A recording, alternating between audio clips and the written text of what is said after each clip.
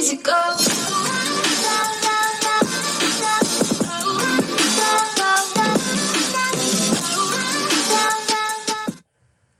What's up, everybody on YouTube? Let's go ahead and commence. We're going to be bringing you guys a little bit more strategy, a little bit more energy. Let's go. Guild Clash, the Ham, going in for the assault.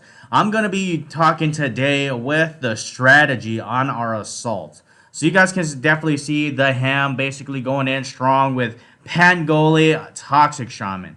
So to start it off, I'm going to be talking about strategy and how to actually utilize these attacks, because just because some people have been asking me, just because they got the 22 Enlightenment Pangoli, they think that they're now going to be invincible, so powerful that nobody can touch them. I'm going to tell you, you are very wrong with that answer. So let me tell you the strategy here. So we kind of started out, the trio is required 22 Enlightenment, Rain a Toxic Shaman, and Pangoli. So, the reason why we use this trio, Pangoli basically goes in there to go in for the nuke, and whenever you use a Divine, it has an extra opportunity to make it so you can continue to use the skill once again to try to burn the enemy down quickly. But here is the downfall. If the enemy heroes has Berserker, Storm Rider, or Ravager as hero aids, it does make it a little bit more difficult for you. Okay, you guys got to make sure you guys are utilizing it where you're attacking people that either does not have all three, or if it's like Berserker, Pangoli together, it's actually preferred. Anything with a Pangoli is actually preferred, because Pangoli hero aid is pretty much useless against Pangoli, because with the insight, the maximum amount you can actually like reduce the enemy's invincibility time is exactly 80%. 80%, guys. So think about it. You are decreasing the duration of immortality for 80 freaking percent. That's a huge amount of percent. So if you were like, let's say the aid is maxed out, you can have up to 10 seconds. That means your thing only has invincibility for 2 seconds before it freaking straight out dies. Okay, that makes it so overpowered, very useful. So another thing that you guys can look for is people who do not use Berserker as a hero aid. That definitely will give you a huge benefit to make sure you guys can attack those guys. So just because you have Pangoli doesn't mean you're God at this game, okay? And have it Enlightened 22. They have made so many things to prevent Pangoli from wreaking havoc among everybody. All right, so now you guys can see the next person is Pay to Lose. Pay to Lose plays it slightly different, pretty similar, but just a slight difference. So the way he is assaulting, guys, is he's using Great Sage. Great Sage comes out Divine. You get a lot of rage to assault. You can make it so that Great Sage starts off as your tank, your main tank. Because when he is in Divine, you're basically making it so that you don't take any damage, and your Great Sage can actually last... Oh, my bad. There was a little timer there. But yeah, literally you can last... let's actually go take a look, okay? The Divine will last approximately 5 seconds. 5 seconds of invincibility, and locks the skills of all enemy heroes for 10 seconds. And on top of that, gaining 5 rage. So for 5 full seconds, you're literally invincible. Literally invincible. So you take 0 damage. So if all the enemy heroes are coming at you and just hitting Great Sage, you use Rainy Divine, you get that double Divine. You have now 10 seconds of invincibility where he's just tanking, while the rest of all your the rest of your heroes are going in there and destroying them. So now you guys can see in my assault, Henry versus Millhouse coming in from the west side. What I'm doing here is I'm doing a similar thing. I spec out and recon the enemy heroes, and I'm checking for Berserker aids, I'm checking for Pangoli, I'm checking for Storm Rider hero aids, I'm checking for everything, right?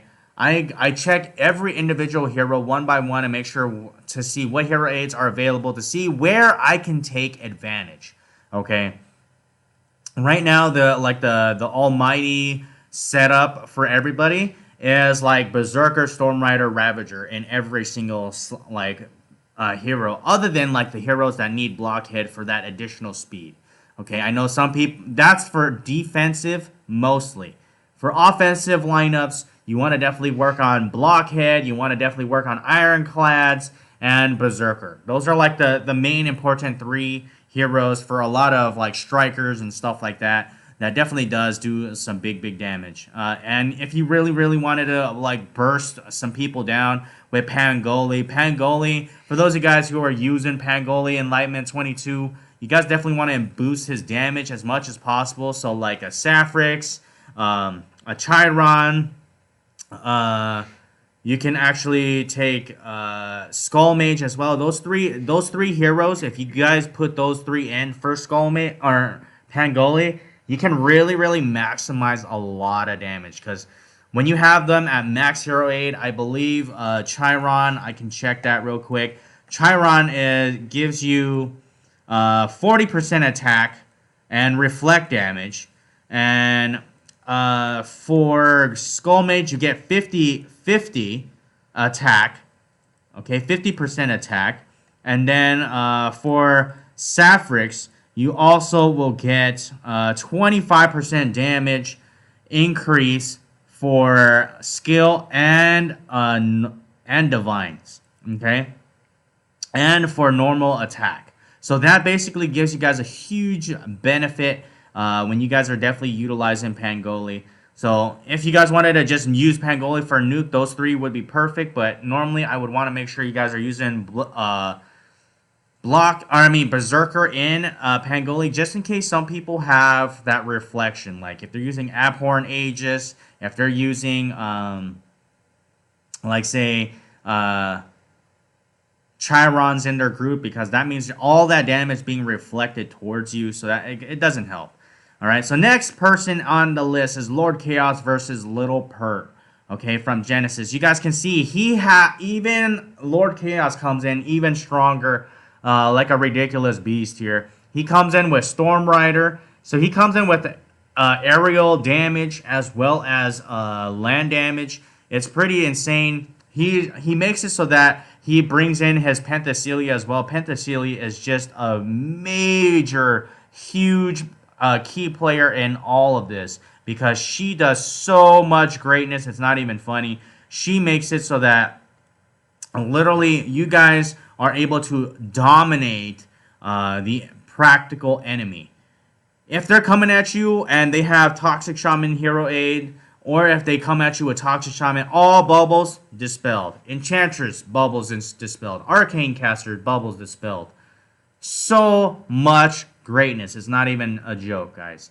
Alright, so there it is. And let's go check out the last hit from the Ham. Hope you guys enjoyed the tips and seeing how our assaults are going down with the highlights from Knobheads. I hope you guys are definitely enjoying Henry from Fun Game Reviews, bringing you guys a little bit of strategy talk, showcasing some of our assaults, and describing what we are doing when we look at you guys on the enemy lines and see how we pick and choose who our enemies will be and assault you guys. All right, so there it is.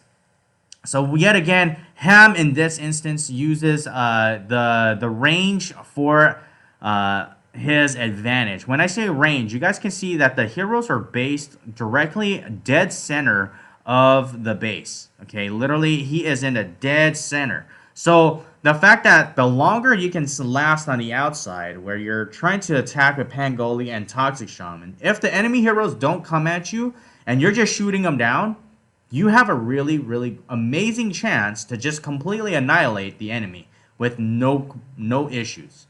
Okay, and the reason why you start off with Pangoli and Toxic Shaman, specifically so that they will absorb, you're basically giving them that suicidal moment of time. That suicide is great because they will be able to make the enemy heroes use all of their rage, so all their skills will be on cooldown, number one. Number two, they have potential of using their divines against you. So if they, like Enchantress, for example, if she has that invincibility, that's really tough against you when you're fighting against a team that has Enchantress, right? You waste her whole divine, no more bubbles, no more nothing, and then once that's over, you go and strike them down. That is why that's a really strong lineup. All right, guys. So yeah, this is gonna be the last video. Hope you guys definitely enjoyed watching the Ham go downtown on this base and literally give speeds to the right heroes as they are like directly in the center of attention here. So there it is, guys. Hope you guys enjoyed. Don't forget to like, subscribe, and share. Henry from Fun Game Reviews. I'm out. Thanks for watching, everybody. Peace out.